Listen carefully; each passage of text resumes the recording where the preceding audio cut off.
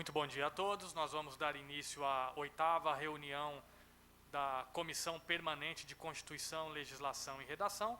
Quero dar boas-vindas aqui, agradecer a presença do meu colega vereador Zé Pequeno. Agradeço também a toda a equipe da comunicação, sempre nos auxiliando aqui nas transmissões e nos registros das nossas reuniões. Agradeço também aqui o apoio legislativo da servidora dessa casa, Débora. Muito obrigado, Débora. E nós vamos hoje, na pauta da nossa reunião, apreciar o parecer de 2 projetos de lei ordinária e 2 projetos de lei complementar. Nós vamos iniciar com a leitura do parecer do projeto de lei 4492 de 2020. O projeto é de autoria do vereador Sargento Pereira, que altera a lei municipal 2588, que declara de utilidade pública municipal o Conselho Municipal de Segurança Pública, o CONCEP-SUL, e dá outras providências. Eu gostaria então de, por gentileza, solicitar, Débora, a leitura do parecer. Comissão de Constituição, Legislação e Redação. Parecer do relator ao projeto de lei 4.492. Verso o presente parecer sobre o projeto 4.492, de autoria do vereador Marcos Pereira de Paula, tendo por objeto alterar a lei municipal 2.588, que declarou o CONCEP-SUL como de utilidade pública e dá outras providências. Parecer do relator. A entidade já foi reconhecida como de utilidade pública através de lei, visando o presente projeto apenas atualizar o nome do Conselho, que foi alterado em seu Estatuto Social. O projeto também acrescenta, no artigo 2º, os deveres da instituição para manter a qualidade da utilidade pública e prevê os casos em que a entidade pode perder essa condição, estando esse artigo em consonância com a Lei Municipal 2006, de 94, que estabelece as normas gerais para a concessão de declaração de utilidade pública.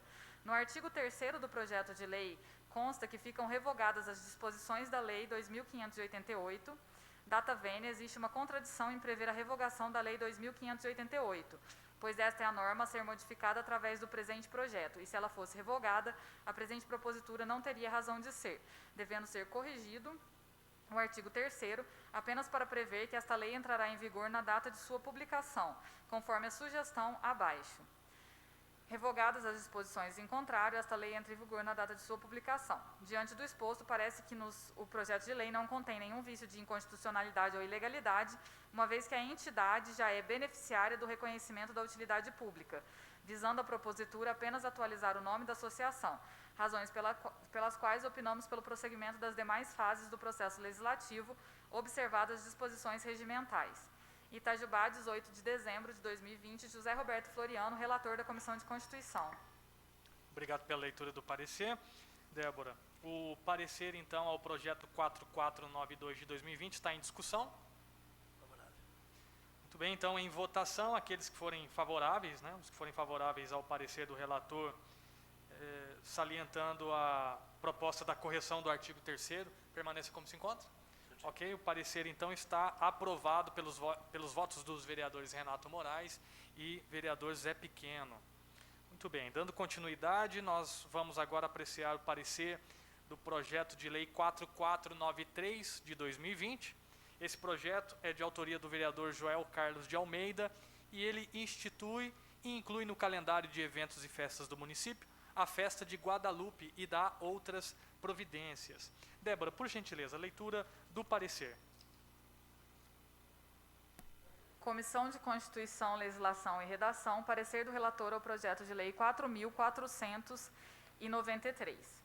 Inicialmente, vale esclarecer que a lei 2.897, o qual pretende que seja incluída a semana comemorativa no anexo 5º da citada lei. Destaca-se também que esta mesma lei municipal já sofreu algumas alterações em seu texto inicial.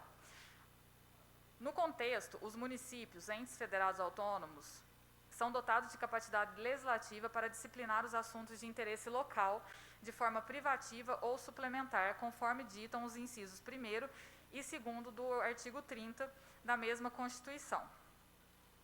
No caso em análise, a pretensão se coaduna com o disposto no parágrafo 1º da Lei 2.897, sendo incluído através de lei e com inquestionável interesse público.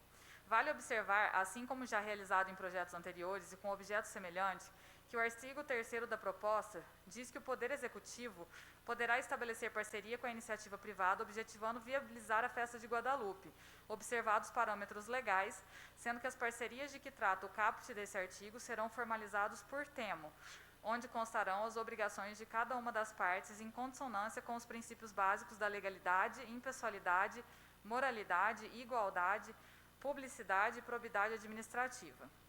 Alinhado ao entendimento de grande parte dos doutrinadores e dos próprios tribunais, informamos que o Executivo já possui tal prerrogativa e poderá exercê-la de acordo com sua conveniência e oportunidade.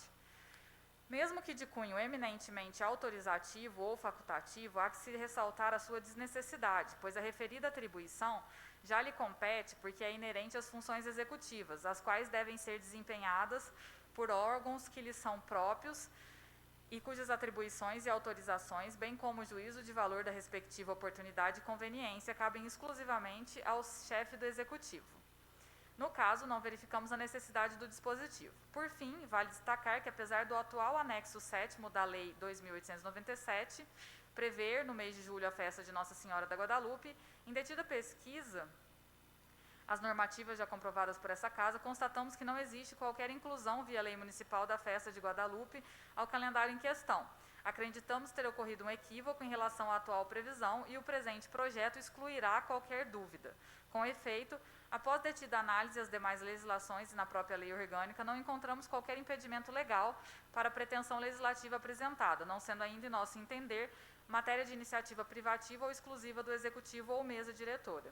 Do exposto, nenhuma lei de caráter nacional ou mesmo local há que impeça os municípios de legislar sobre o assunto, pois, conforme dito acima, o município, com base no interesse local, das normas constitucionais da lei orgânica, possui prerrogativa para instituir e organizar o seu calendário oficial de eventos e festas. Itajubá, 18 de dezembro de 2020, José Roberto Floriano. Mais uma vez, muito obrigado, Débora, pela leitura do parecer. O parecer, então, ao projeto de lei 4493 está em discussão. Em votação, os que forem favoráveis permaneçam em comissão. Muito bem, então o parecer ao projeto de lei 4493 está aprovado pelos votos dos vereadores Renato Moraes e Zé Pequeno. Sendo assim, nós passamos agora para o projeto de lei complementar número 117. O projeto de lei complementar 117 é de autoria do ilustríssimo prefeito municipal.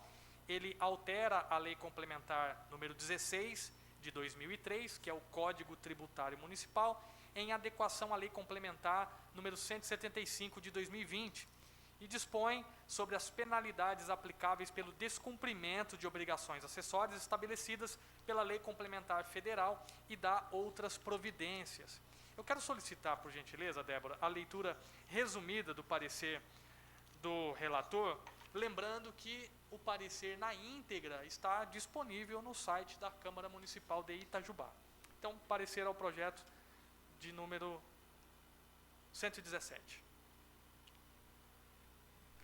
Comissão de Constituição, Legislação e Redação. Parecer do relator ao projeto de lei complementar 117. Cabe-nos tratar sobre o debate existente no meio jurídico sobre a edição da Lei Complementar 175. Isso porque, antes da edição da Lei Complementar 175, o Governo Federal havia editado a Lei Complementar 157, tratando do ISS-QN, em moldes semelhantes ao feito na Lei Complementar 175. Naquela ocasião, a Confederação Nacional de Instituições Financeiras impetrou uma ADI, ação direta de inconstitucionalidade, perante o Supremo Tribunal Federal, alegando insegurança jurídica, porque, supostamente, os municípios estabeleceriam diversas obrigações acessórias e os bancos não saberiam como cumpri-las de forma harmônica, tendo o ministro do STF concedido uma liminar que suspendeu a eficácia da Lei Complementar 157 de 2016, impedindo o recolhimento do ISS no município tomador dos serviços nos casos em questão.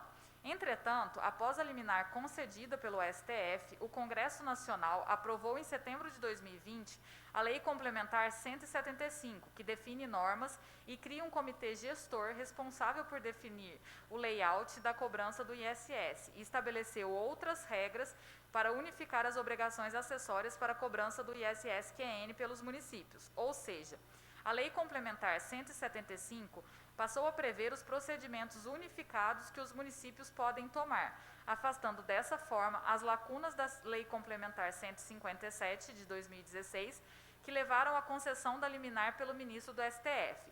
Em resumo e na prática, o que ocorreu foi que as lacunas da Lei Complementar 157 foram supridas. Nesse passo, entendemos que a Lei Complementar 175 de 2020 tem aplicação imediata e a ação direta de inconstitucionalidade 5835, que suspendeu os efeitos da Lei Complementar 157, perdeu o seu objeto, apesar que isto ainda não foi declarado pelo STF. Entendemos que a legislação possibilita a cobrança do ISS a partir de 1º de janeiro de 2021 sobre serviços e que a Lei Complementar 175 e a Lei Complementar Municipal, que tratar do tema, estão aptas para produzir os seus efeitos, independente da ação direta de inconstitucionalidade sobre a outra lei anterior.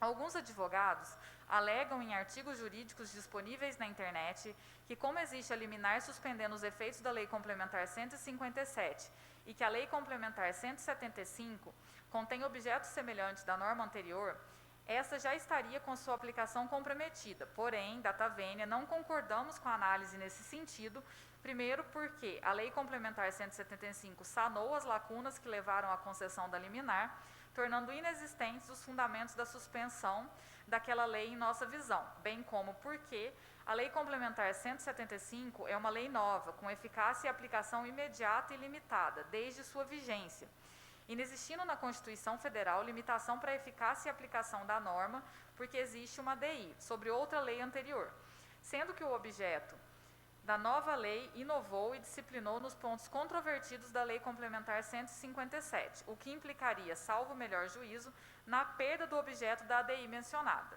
Ademais, não existe decisão do STF suspendendo a Lei Complementar 175 e, com todo respeito, vemos que muitas análises contrárias à aplicação da Lei Complementar 175 parte de bancas de advocacia tributária que têm como clientes ou público-alvo instituições financeiras, administradoras de cartão de crédito, consórcio e outras, deixando de observar o princípio do Pacto Federativo estabelecido na Lei Complementar 175, que visa a distribuição mais justa do ISS-QN.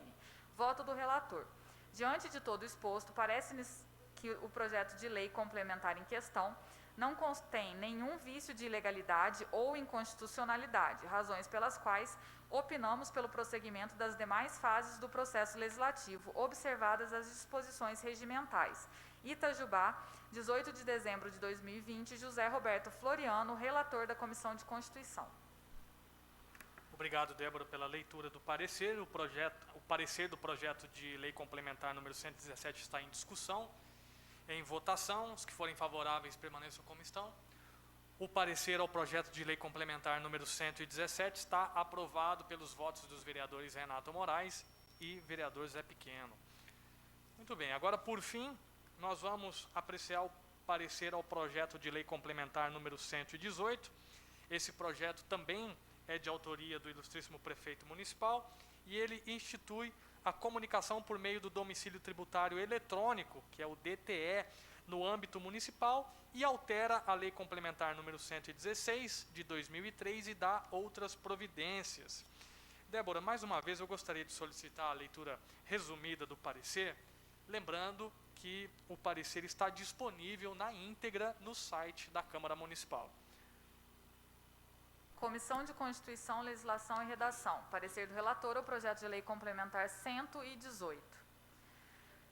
A legislação tributária define domicílio tributário como local onde o sujeito passivo é chamado para cumprir as suas obrigações jurídicas na área tributária, sendo o lugar onde o contribuinte será fiscalizado, cobrado e poderá exercer seus direitos de defesa, direito e petição de recurso, dentre outros. Segundo o artigo 127 do Código Tributário Nacional, incisos 1, 2, 3 e parágrafo 2º, o domicílio tributário é de eleição do contribuinte, desde que essa escolha não implique na impossibilidade ou dificuldade de fiscalização e arrecadação do tributo, não sendo direito à escolha do domicílio um direito absoluto do contribuinte e, caso este não manifeste sua escolha, será o local de sua residência ou onde exerce suas atividades habituais.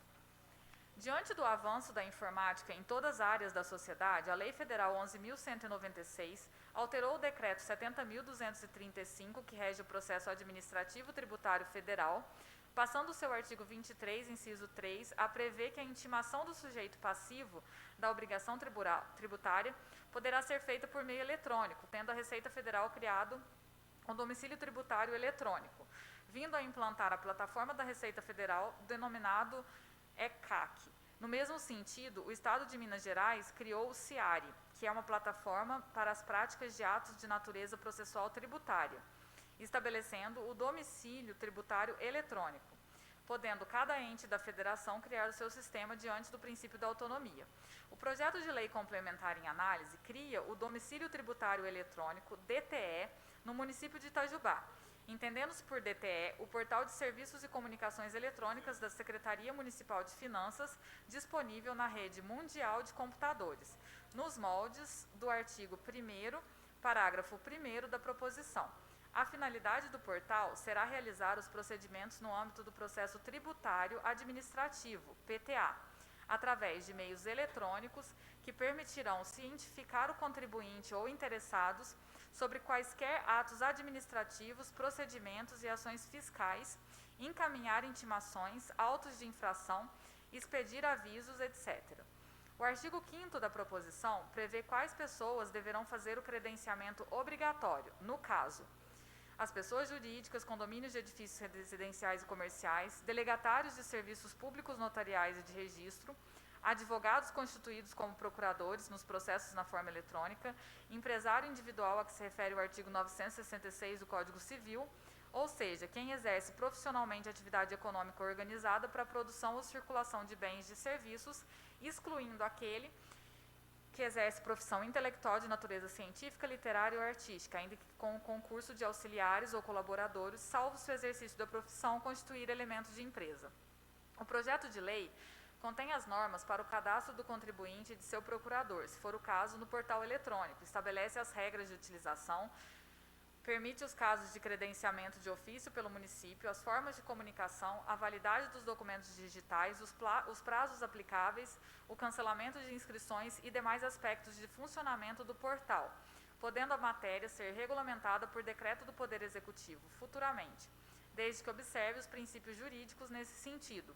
O artigo 14 do projeto de lei complementar também altera o artigo 155, 156 e 253 do Código Tributário Municipal, dispondo sobre as regras para notificação do contribuinte, sobre o prazo para o contribuinte impugnar o lançamento do débito fiscal e a possibilidade do sujeito passivo ser cientificado da decisão por comunicado eletrônico através do DTE. Por fim, o projeto prevê que a lei entrará em vigor na data de sua publicação. Analisando o projeto, vemos que a criação do DTE é uma tendência diante da informatização dos procedimentos da administração pública e de empresas privadas também. Vemos esse processo ser implantado pelo governo federal, que criou o ECAC, pela Secretaria da Fazenda Estadual de Minas Gerais, que criou o CIARI, bem como, por exemplo, vemos a criação do processo judicial eletrônico judicial, PJE, no Poder Judiciário, sendo esse tipo de plataforma digital uma tendência inevitável na sociedade moderna. Voto do relator. Diante de todo exposto, parece-nos que o projeto de lei complementar em questão não contém nenhum vício de ilegalidade ou inconstitucionalidade, razões pelas quais opinamos pelo prosseguimento das demais fases do processo legislativo, observadas as disposições regimentais. Itajubá, 18 de dezembro de 2020, José Roberto Floriano, relator da Comissão de Constituição. Muito bem, mais uma vez, Débora, muito obrigado pela leitura do parecer. O parecer ao projeto de lei complementar número 118 está em discussão, em votação. Os que forem favoráveis ao parecer permaneçam como estão. O parecer, então, ao projeto de lei complementar número 118 está aprovado pelos votos dos vereadores Renato Moraes e vereador Zé Pequeno. Sendo assim, nós concluímos, então, a pauta desta reunião da Comissão Permanente de Constituição, Legislação e Redação. Mais alguma coisa, Débora? Encerramos por aqui. Muito bem, eu quero agradecer, então, ao meu colega vereador Zé Pequeno. Muito obrigado. Débora, mais uma vez, muito obrigado pelo suporte. Toda a equipe da comunicação. Não havendo mais nada a tratar, declaro encerrado, então, os trabalhos desta reunião de comissão. Muito obrigado. Tenham uma boa sexta-feira.